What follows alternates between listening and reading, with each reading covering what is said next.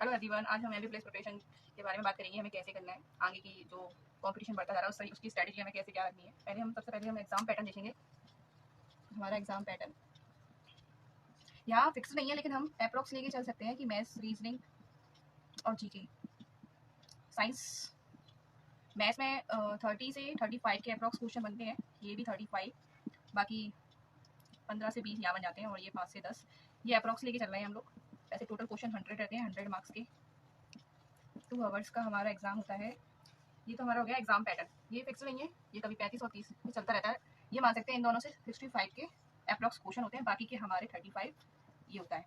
तो हमें सबसे पहले इस पर काम करना है। मार्क्स ज़्यादा भी है और हम ले भी सकते हैं। यहाँ पर इन 2 सब्जेक्ट्स पे मार्क्स हम 100% स्कोर कर सकते हैं। ईजी भी है ये लेना। एक बार सिलेबस किया, समझा, प्रैक्टिस करते रहे, या मार्क्स आना शुरू हो जाते हैं, लेकिन यहाँ टाइम लगता है। तो सबसे पहले हमें 65 मार्क्स अपने लाने हैं। उसके बाद हमें पढ़ते जाना है, जीके और साइंस पढ़ते जाना है, और एमपी जीके भी। उससे भी कम आते हैं, 2 से 3 क्वेश्चन आते हैं, पर क्वेश्चन तो आते हैं, हमें ये भी याद रखना है। उसके बाद हमारा टारगेट मिनिमम तो हमें 80 लाना ही है। अगर आप 85 प्लस स्कोर करते हैं तो आप सेफ जोन में आ जाएंगे। तो आपको टारगेट तो अपना हाई रखना पड़ेगा, क्योंकि आज का जो हम कट ऑफ देख रहे हैं बढ़ता जा रहा है, उसके हिसाब से हम अपना ये नहीं चांस नहीं रख सकते, हम ना होने वाला चांस नहीं रख सकते हैं। 100% हमें करना ही है। उसके बाद हम देखते हैं अपना मैथ्स से स्टार्ट करते हैं। मैथ्स के लिए कुछ टिप्स है मेरे पास, जो आजकल की कैलकुलेशन उसके लिए आप एक ऐप आता है मैथ्स वर्कआउट नाम से, उसे आप डाउनलोड कीजिए। उसके बाद उसमें आप 15 मिनट तक प्रैक्टिस कीजिए, मिक्स्ड प्रैक्टिस। उसमें आप 20 क्वेश्चन सेलेक्ट कर लेना मिक्स्ड वाले, जिसके लिए आप और ये डेली करना है। ये आपका काम है, डेली करना है। आपको कभी अच्छा लगेगा, कभी नहीं लगेगा, लेकिन आपको ये काम करना है। और आपको स्क्वायर, क्यूब्स, टेबल्स, ये जो बिगनर्स हैं उनके लिए बता रही हूँ, बाकी आप सब ऑलरेडी कर रखे होंगे आपने। स्क्वायर आपको मिनिमम 50-40 तक कर लेना, आप 30 तक ये करना है, 25 तक कम से कम बता दिया मैंने आपको, इतना तो करना ही है करके चलो। आपको बाकियों से भी कॉम्पिटिशन रखना है, तो कॉम्पिटिशन तो वैसे ही बहुत हाई हो चुका है, उसके लिए आपको एक्स्ट्रा एफर्ट देने होंगे। हम आते हैं अपना, आपको स्ट्रेटेजी क्या रखनी है अपनी डेली। आपको पहले डेली टारगेट बेस्ड स्टडी करनी है।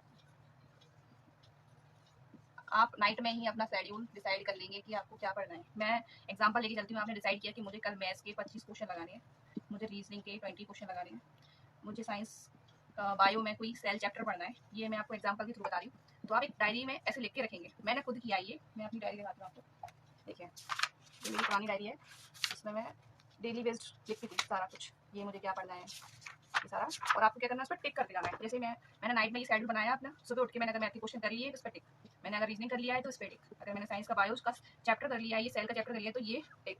इससे हमें अंदर से कॉन्फिडेंस आ जाता है कि हाँ, हम सही दिशा में चल रहे हैं और हमारा हमने जो सोचा है वो करते जा रहे हैं। इसमें अंदर से बहुत अच्छा फीलिंग आती है। आप करके देखना एक बार।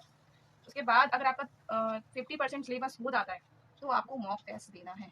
मॉक टेस्ट आपको स्टार्टिंग में भी एक देना, अपना पता चल आपको अगर आप बिगनर है तो आप एक मॉक टेस्ट देना। उसके बाद अपने मैथ्स, रीजनिंग और जीके के मार्क्स देखना आपके कितने आ रहे हैं। आपको पता चल जाएगा कि आप इनमें स्ट्रॉन्ग है या इसमें स्ट्रॉन्ग है।